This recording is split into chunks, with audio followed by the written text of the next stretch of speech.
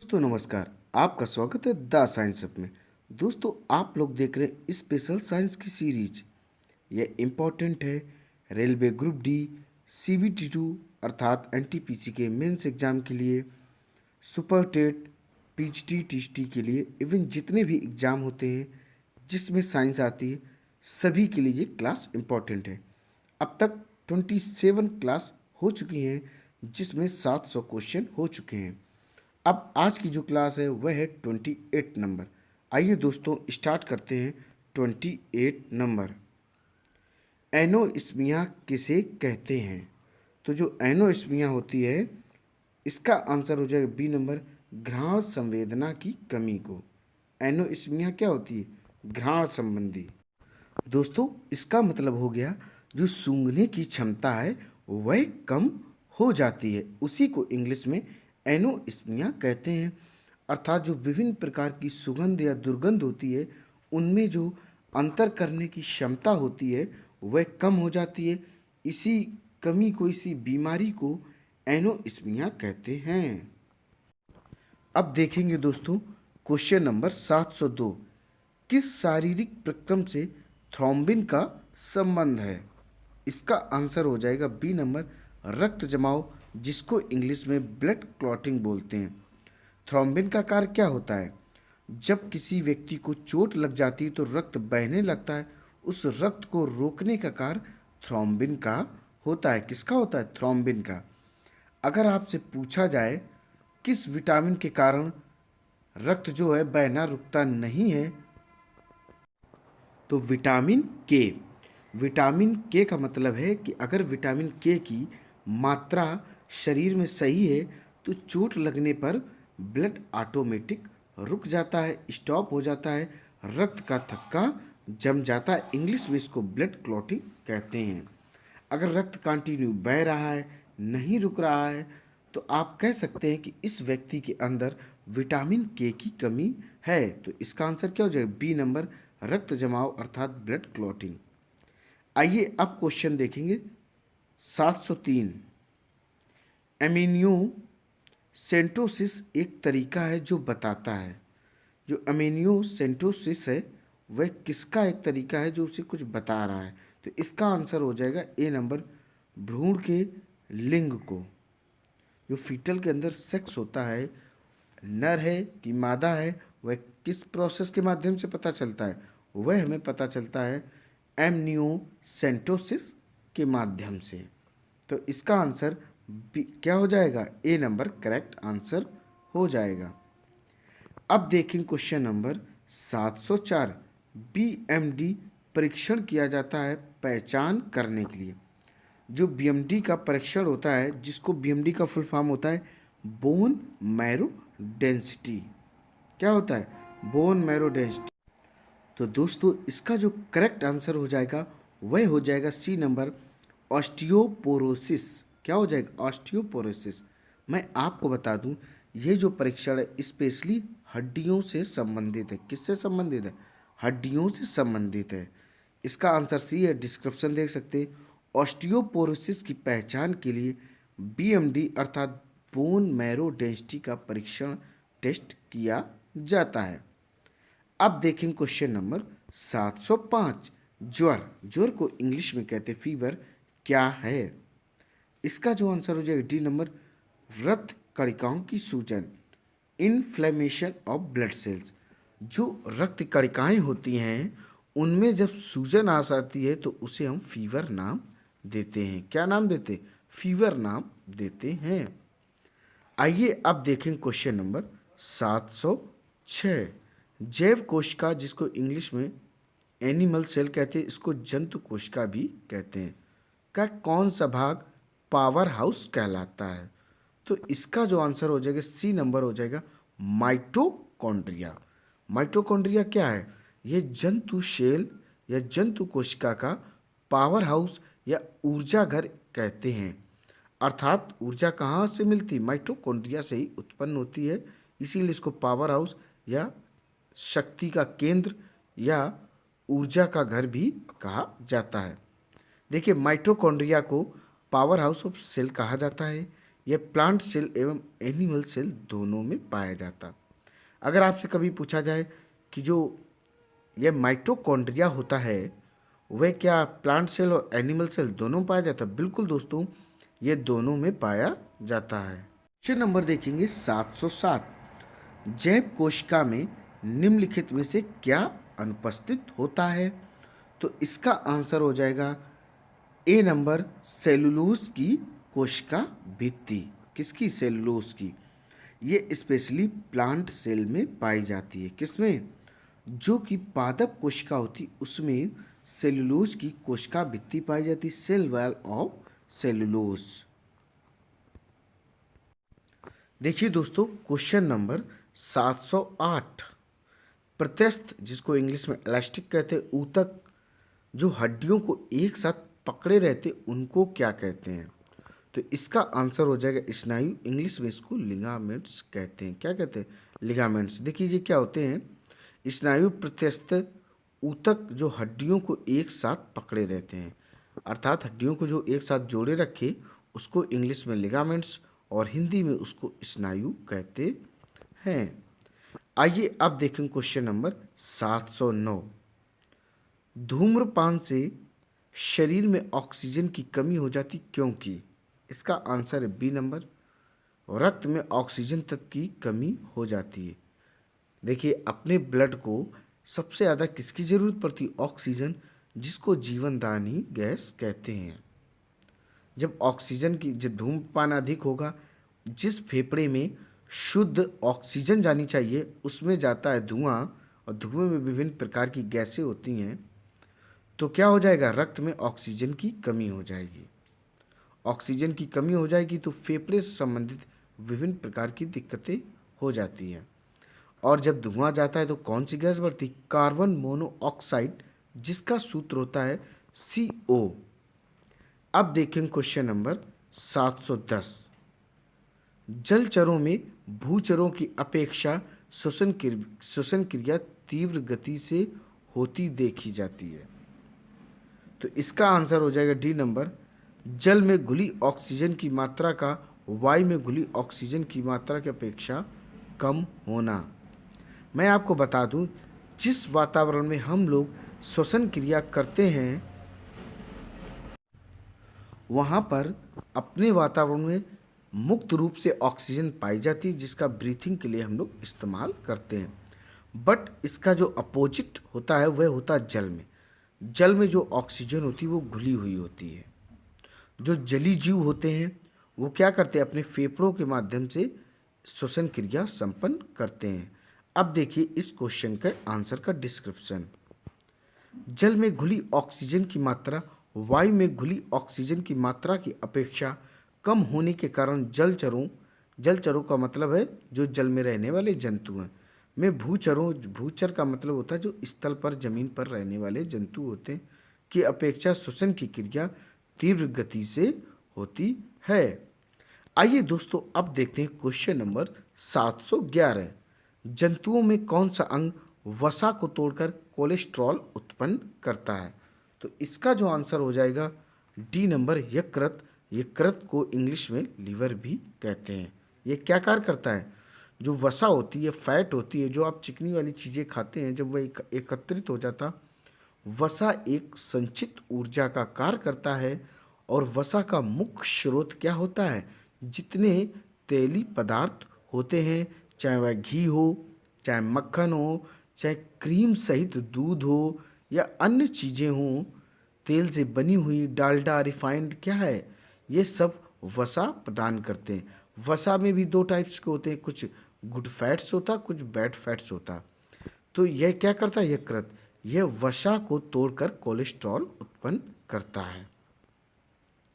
अब देखें question number 712। कच्चे नारियल से प्राप्त नारियल पानी क्या है? तो इसका आंसर हो जाएगा बी नंबर, बहुल केंद्रक युक्त स्वतंत्र केंद्र की भ्रूणपोष, अर्थात इंग्लिश में इसको कहते हैं पॉलीसेंट्रल फ्री न्यूक्लियर एंडोस्पर्म। देखिए बी नंबर आंसर है, कच्चे नारियल से प्राप्त नारियल पानी बहुल केंद्रक युक्त स्वतंत्र केंद्र की भ्रूणपोष होता है। क्वेश्चन नंबर देखेंगे 713। एक रोगी को जो लंबी बीमारी से पीड़ित है और प्रतिजीवी व्यवस्था पर है, उसके आहार में प्रोबायोटिक्स लेने की सलाह दी जाती है। ये प्रोबायोटिक्स पूरक है जिनमें आवश्यक मात्रा में क्या पाया जाता, विटामिन्स पाए जाते हैं। इसका आंसर हो जाएगा बी नंबर। क्या होगा, विटामिन इसमें होते हैं। विटामिन कौन कौन से होते हैं तो आप सभी को पता होंगे, A B C D E के, कहाँ तक, के तक टोटल विटामिन्स होते हैं। अब देखेंगे इसका डिस्क्रिप्शन। एक रोगी को जो लंबी बीमारी से पीड़ित और प्रतिजीवी व्यवस्था पर है, उसके आहार में प्रोबायोटिक्स लेने की सलाह दी जाती है क्योंकि प्रोबायोटिक्स विटामिन के प्रतीक होते हैं। अब देखेंगे हम लोग क्वेश्चन नंबर कौन सा, 714 नंबर। सूची फर्स्ट को सूची सेकंड से हमें सुमेलित करना है। एक में हार्मोन दिए गए हैं और दूसरे में श्रावण ग्रंथि दी गई, अर्थात ये हार्मोन जो है वो किस ग्रंथि से रिलीज होते हैं। देखिए, प्रोजेस्टेरोन गर्भाशय, गर्भाशय किसका अंग है, ये एक फीमेल का पार्ट्स होता है, अर्थात मादा का अंग होता है। टेस्टोस्टेरोन यह वृषण से होता है उत्पन्न, और वृषण जो होता है ये मेल में होता है, अर्थात किस में होता है, पुरुष में होता है। थायरॉक्सिन देख लो, ये थायराइड से उत्पन्न होता है। इंसुलिन अग्नाशय से रिलीज होता है। अब देखेंगे क्वेश्चन नंबर हम लोग 715। निम्नलिखित रसायनों में किसका फल पक्कन, जिसको इंग्लिश में फ्रूट रिपेनिंग कहते हैं, हेतु प्रयोग होता है। इसका आंसर हो जाएगा ए नंबर। क्या हो जाएगा, इथेफॉन या इथाइलिन का मतलब एक ही है। इस गैस को आप लोग समझ लें, इससे जो कच्चे फल होते हैं उनको पकाने का कार्य किया जाता है। ठीक है, तो इसका आंसर हो जाएगा ए नंबर। जो इथाइलिन या इथेफॉन का मतलब होता है कच्चे फलों को पकाना ही, किसके माध्यम से कच्चे फलों को पकाते हैं, इथेफॉन या इथाइलिन के माध्यम से ही पकाते हैं। अब देखें क्वेश्चन नंबर 716। सूर्य के प्रकाश के अदृश्य अंश से प्रकाश संश्लेषण किया जाता है कुछ, तो इसका आंसर हो जाएगा सी नंबर, फफूंद, फंगी द्वारा, फंजाई द्वारा। जो फफूंद होता है सूर्य के प्रकाश के अदृश्य अंग, अदृश्य अंश या भाग से प्रकाश संश्लेषण की क्रिया करता है, अर्थात इसे ज़्यादा कुछ विशेष प्रकाश की जरूरत नहीं पड़ती है। थोड़े से या कम प्रकाश में क्या है, यह फोटोसिंथेसिस की क्रिया संपन्न कर लेता। कौन, फफूंद। आइए अब देखेंगे क्वेश्चन नंबर हम लोग 717। एक क्षेत्र के प्रारोहण में समयांतर क्रमबद्ध परिवर्तन को क्या कहा जाता है। दोस्तों, जो एक निश्चित समय के बाद लगातार परिवर्तन होते रहते हैं तो उसको क्या कहते हैं, उसको कहते हैं अनुक्रमण, सक्सेशन उसको इंग्लिश में कहते हैं। इसका आंसर बी नंबर हो जाएगा। तो आंसर क्या है, बी नंबर है। एक क्षेत्र के प्रारोहण में समयांतर क्रमबद्ध परिवर्तन को अनुक्रमण, इंग्लिश में इसको सक्सेशन कहा जाता है। देखें क्वेश्चन नंबर 718। पर्यावरण किससे बनता है। जो आप इन्वायरमेंट देखते हैं, आसपास जितनी भी वस्तुएं देखते हो, पेड़ पौधे, जानवर, जंतु, मकान, घर, विभिन्न प्रकार की गाड़ियां चलती हुई, तो इन सब से मिलकर पर्यावरण का निर्माण होता है। पर्यावरण को इंग्लिश में इन्वायरमेंट कहते हैं। विश्व पर्यावरण दिवस 5 जून को मनाया जाता है। तो दोस्तों, इसमें आंसर क्या हो जाएगा, जैविक घटक जिनको इंग्लिश में बायोटिक फैक्टर्स कहते हैं, भू आकृतियाँ इनको फिजियोग्राफिक कहते हैं, अजैव ए बायोटिक घटक, अर्थात इसका आंसर हो जाएगा D number, all of this, अर्थात उपयुक्त सभी। देखिए, जैविक घटक क्या होते हैं, जो चीज़ें जीवित हों, जिनमें कुछ ना कुछ वृद्धि हो रही हो, श्वसन क्रिया कर रही हो, वह जैविक घटक के अंतर्गत आते हैं। सभी पेड़ पौधे, लगभग सभी जानवर। अजैविक घटकों में क्या आते हैं, पहाड़ देख रहे हो आप लोग, वायु महसूस कर रहे हो, धूप महसूस कर रहे हो, तो ये क्या अजैविक घटक के अंतर्गत आते हैं। भू आकृतियाँ, विभिन्न प्रकार की जो आकृतियाँ होती हैं, इनके टोटल मिश्रण को हम लोग इन्वायरमेंट या पर्यावरण कहते हैं। पर्यावरण में जितने भी सजीव जीव जंतु पाए जाते हैं बायोटिक फैक्टर या जैविक कारक के अंतर्गत आते हैं, जैसे सजीव जीव जंतु, पेड़ पौधे इत्यादि। पर्यावरण में पाए जाने वाले निर्जीव वस्तु को एबायोटिक फैक्टर या अजैविक कारक कहते हैं। एग्जाम्पल सूर्य, ताप, जल, वायु, प्रकाश आदि आप देखते हैं, समझते हैं। अब देखें क्वेश्चन नंबर 719। संवहनी को इंग्लिश में वस्कुलर बोलते हैं। पौधों में पानी ऊपर किससे जाता है? तो इसका आंसर हो जाए जाइलम। जाइलम का कार्य पेड़ पौधों में होता है जड़ों से पानी को ऊपर खींचकर लाना। यह पानी और खनिज लवण लाता है जाइलम। जो भोजन बनता है पेड़ पौधों में प्रकाश संश्लेषण के माध्यम से उसको पेड़ की विभिन्न शाखाओं तक पहुंचाने का जो कार्य करता है वह करता है फ्लोएम। तो संवहनी पौधों में पानी ऊपर कौन लाता है? जाइलम टिश्यू लाता है। और खाने का जो भोजन का वितरण कौन करता है? वो फ्लोएम करता है। पानी और खनिज लवण जाइलम, भोजन फ्लोएम। अब देखें क्वेश्चन नंबर हम लोग 720। क्वेश्चन नंबर देखेंगे 720। पौधों का कौन सा भाग फूल बनने का उद्दीपन ग्रहण करता है? दोस्तों इसका आंसर हो जाए सी नंबर, पर्ण, पत्ती, और इंग्लिश में इसको लीव्स कहते हैं। तो फूल बनने का उद्दीपन ग्रहण कौन करता है? वह होती पत्ती। पर्ण फूल बनने का उद्दीपन ग्रहण करता है। फ्लावर अर्थात फूल के अध्ययन को हम एंथोलॉजी कहते हैं। जितने भी पृथ्वी पर फूल हैं उनकी स्टडी को the study of flowers is said to be anthology. अर्थात फूलों के अध्ययन को क्या कहते हैं? एंथोलॉजी कहते हैं। पत्ती और तना के संयुक्त रूप को सूट कहते हैं। फ्लावर प्रोसूट का एक रूपांतरण जो पौधे का लैंगिक भाग होता है। अब देखें क्वेश्चन नंबर 721। सहज प्रणाली का परिवर्धन निम्नलिखित में से कौन सा है? इसका जो आंसर हो जाएगा सी नंबर, प्रणाली की स्वपोषी क्रिया। मैं आपको स्वपोषी के बारे में बता दूं। स्वपोषी वह क्रिया होती है जिसके अंतर्गत हरे पेड़ पौधे अपना भोजन बनाते हैं। जितने भी हरे पेड़ पौधे हैं वह अपना भोजन स्वयं बनाते, इसलिए उनको स्वपोषी इंग्लिश में ऑटोट्रॉफ्स कहते हैं। जितने भी जंतु हैं पृथ्वी पर वह अपने भोजन के लिए प्रत्यक्ष और अप्रत्यक्ष रूप से पेड़ पौधों पर ही निर्भर होते हैं, इसलिए परपोषी इंग्लिश में इनको हेटेरोट्रॉफ्स कहते हैं। अब देखें क्वेश्चन नंबर हम लोग 722। मेंडल के आनुवांशिकता का सिद्धांत किस पर आधारित है? मेंडल थे, इनको फादर ऑफ जेनेटिक्स अर्थात आनुवांशिकता का पिता भी कहा जाता है। इनका जो प्रैक्टिकल था, इन्होंने मटर के पौधे पर अपना प्रैक्टिकल किया था, सिद्धांत दिया था। तो इसका जो आंसर हो जाए सी नंबर, लैंगिक जनन सेक्सुअल रिप्रोडक्शन पर था। किस पर था? सेक्सुअल रिप्रोडक्शन पर था। मेंडल के आनुवांशिकता का सिद्धांत लैंगिक जनन पर आधारित है। मेंडल को फादर ऑफ जेनेटिक्स कहा जाता है। जनन की वह प्रक्रिया जिसमें स्पर्म एवं ओवम भाग नहीं लेता और जनन की क्रिया बॉडी की किसी पार्ट द्वारा होती है, उसे अलैंगिक जनन कहते हैं। क्या कहते हैं? अलैंगिक जनन कहते हैं। जैसे एग्जाम्पल देख लो, अमीबा, हाइड्रा, ईस्ट, प्लाज्मोडियम। जनन की वह क्रिया जिसमें मेल गैमेट एवं फीमेल गैमेट भाग लेते हैं उसे लैंगिक जनन कहते हैं, जिसको इंग्लिश में सेक्सुअल रिप्रोडक्शन कहते हैं।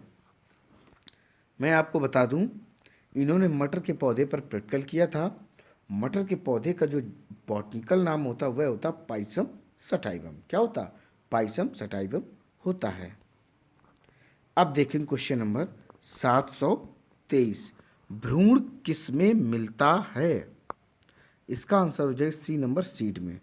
जो बीज में होता है वह भ्रूण पाया जाता है। भ्रूण को इंग्लिश में एम्ब्रायो कहते हैं। फर्टिलाइजेशन अर्थात निषेचन के बाद ओवरी से फल एवं ओव्यूल से बीज बनता। क्या बनता? बीज बनता है, जिसको सीड कहते हैं। स्टेम मतलब तना में बड्स होता है जो कलियां निकलती हैं। कलियां पाई जाती हैं जिससे नए पौधे का निर्माण होता है, ये नोड पर होता है। नोड मतलब होता है जहाँ पर वह ज्वाइंट सा पाया जाता है, उसको नोड कहते हैं। एग्जाम्पल आलू, गन्ना। पौधे का वह भाग जिसके द्वारा श्वसन, वाष्पो उत्सर्जन एवं प्रकाश संश्लेषण की क्रिया होती है वह पत्ती कहलाती है। अर्थात आप एक मोटी बात समझ लें, जो फोटोसिंथेसिस प्रकाश संश्लेषण की क्रिया पाई जाती है वह पेड़ पौधों में पत्ती के माध्यम से ही संपन्न होती है। अब देखें क्वेश्चन नंबर 724। दुम्पटी या लोम मिट्टी में मिट्टी का कौन सा कण मिलता है? तो दुम्पटी को ही क्या कहते हैं? दोमट मिट्टी भी इसको कहते हैं। इसका हो जाएगा आंसर। इसमें देखो बालू कण भी पाए जाते हैं, चिकने कण और पांसु कण। सभी प्रकार के पांसु वांसु जो भी होते हैं सभी प्रकार के इसमें कण पाए जाते हैं। इसका आंसर हो जाएगा डी नंबर। अब देखें क्वेश्चन नंबर 725। पौधे को सबसे अधिक पानी किस मिट्टी में मिलता है? इसका आंसर हो गया सी नंबर, बलुई मिट्टी।